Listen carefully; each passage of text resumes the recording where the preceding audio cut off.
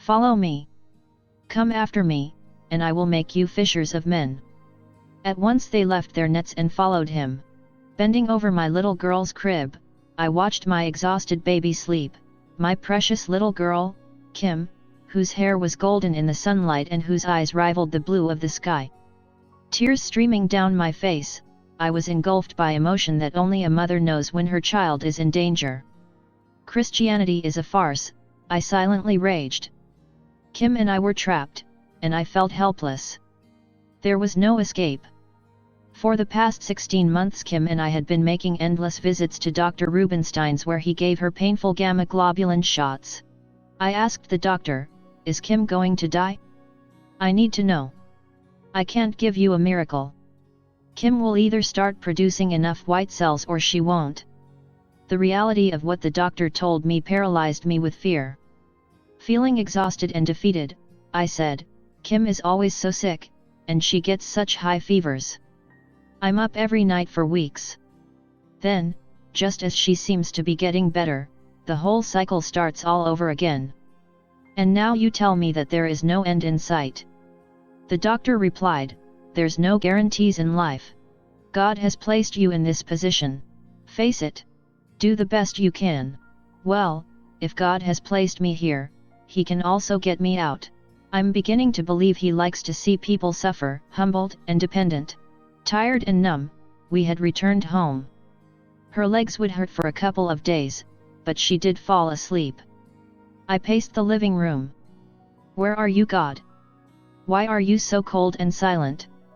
Lord, why are you giving me stone and not the bread that a loving Father would give? Have you deserted me? Where is your promised peace and comfort?" Though I had gone to church most of my life, God had seemed unapproachable. I thought of Him as the big policeman in the sky, ready to punish, but never warm and caring. God was much like my own father. On my 13th birthday He came home drunk and shamed me in front of my friends. We never got along after that. I was still carrying that grudge. Then I found the Lord who accepted me the way I was, warts and all. I felt I had come home when I found you. Are you like my father? Will you betray me too? I was remembering when Kim first became ill. I wasn't afraid at first, I thought, as I spoke quietly in my mind to God. I knew you could heal. There is nothing you can't do. If my baby was ill, you would heal her. Nothing more simple, right? Nothing more simple. Okay, God, so what's the deal? I know I believe and I have faith in you. I have prayed. Our church has prayed. The elders have laid hands on Kim. We've studied your word, appropriated your promises and awaited your timing.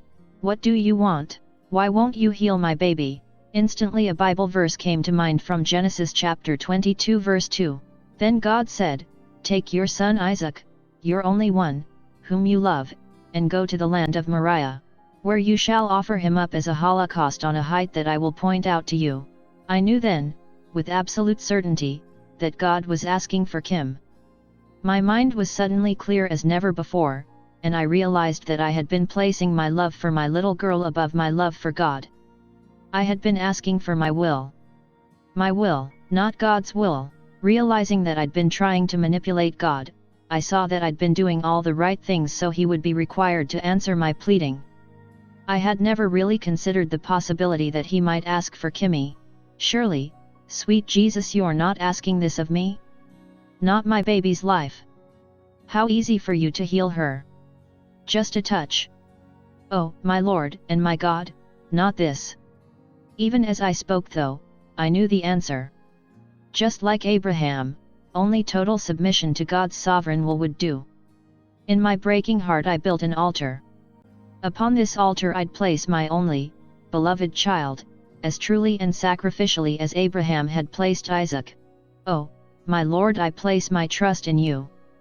If you are going to take my baby, take her. I can't fight you any longer. Forgive me, Lord, for my lack of trust and obedience. I don't understand why you are asking for my little girl, but I do love and trust you. Help me in the times ahead. A profound peace fell over me. The battle was over, the victory won. I let go of all the anger and fear that I have been living with for so many months. I would rest in the perfect will of God for my life. 6 weeks later, Kim and I were at Dr. Rubenstein's office again. Kim had not been ill during all that time. She sat up bright and alert in my arms, radiant with health. "I'm never seen anything like this," said Dr. Rubenstein. "Kim's white blood cell count is absolutely normal. This is impossible. It couldn't have changed so quickly." In my heart I knew why. As Isaac had been returned to Abraham, so had my little girl been given back to me. My Lord was a great physician and a father to be trusted. Maybe the time had come for another healing? When I get home, I think I'll call my dad. God used Isaac to show Abraham how to trust him. God used Kim to show Teresa how to trust him. Just like Abraham and Teresa, we all need to follow the Lord wherever He leads us. The road may be hard, the road may seem twisted. From crooked roads God builds highways to heaven.